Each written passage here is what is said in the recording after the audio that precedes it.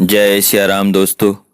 Kaushik mythology में आप सभी का स्वागत है।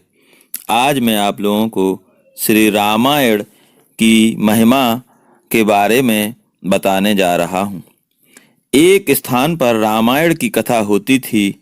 एक पापी वहाँ आया, उसके कान में रामायण की कुछ बातें पड़ गईं, सो सुनते ही वह वहाँ से चला गया और मार्ग में गिर गया। गिरते ही उसका शरीर छूट गया।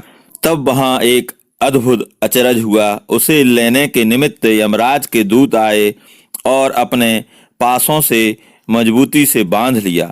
उसी समय नारायण के पार्षद शीघ्रता से वहां आए और यमराज के दूतों को धमकाकर उसे छीन लिया और बोले, इसने नारायण की कथा, भगवान राम की कथा रामायण कानों से सुनी है, सो हम इसे विमान में बैठाकर ले जाएंगे। रामायण के प्रताप से वह पापी पार्षदों के साथ बैकुंठ को गया और यमराज के दूत खिसियाकर हाथ मलते यमराज के पास चले गए। अपने दूतों को व्याकुल देख सूर्य नंदन यमराज ने कुशल पूछी और कहा, हे चतुर दूतों, हे भाइयों, बताओ तो तुम्हें किसने दुख दिया है? दूत बोले, महाराज, हम तुमसे क्या कहें, तुम्हें पूछने में लाज नहीं आती?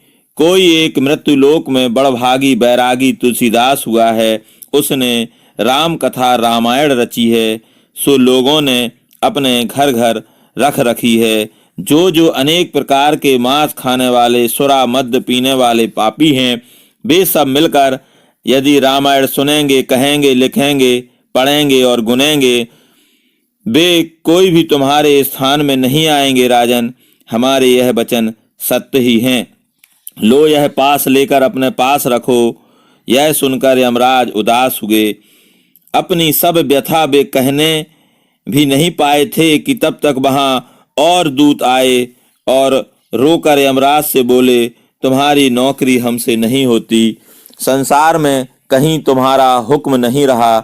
यह सुन विचार कर यमराज चकित हुए और बोले, दूतों, मुझे समझाकर कहो कि मेरा हुक्म किसने नहीं माना?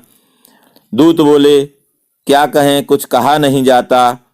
कोई एक तुलसीदास गोसाई हुए हैं, उसकी रामायण जगत में व्याप गई, जिसने सब पापियों को पवित्र कर दिया है। आज हम एक महापापी के घर गए, तहां जो अत्यंत दुख हुआ सो कहा नहीं जाता। वहां एक बलवान वानर तीक्ष्ण रूप हनुमान जी के समान देखा। हम प्राण तो पापी के लेने गए थे, पर वह वानर हमारे प्राणों का ग्राहक हुआ। तब हमने शरण है ऐसा कहकर महादीन हो उसकी अनेक प्रकार से स्तुति की। तब उस महाकपिराय ने प्रसन्न होकर हमसे ऐसी शपथ कराई कि जहाँ रामायण रखी हो तहाँ भूल कर भी मत जाना। जो रामायण के कहने सुनने वाले हैं, कभी भूल कर भी उनके स्थान पर मत जाना। जब ऐसी हमसे सौगंध कराई, तब हे महाराज, हम छूटे हैं। यह सुनकर यमराज बहुत घबराए और दूतों को निकट बुलाकर समझाया, जहाँ भगवान के नाम और रूप का स्मरण और कथा होती है, तुम उस घर का फेरा मत करना। तुम अजामिल की कथा स्मरण करो और कुछ मन में मत लाओ कि वह नाम से ही तर गया। अजामिल महापापी था।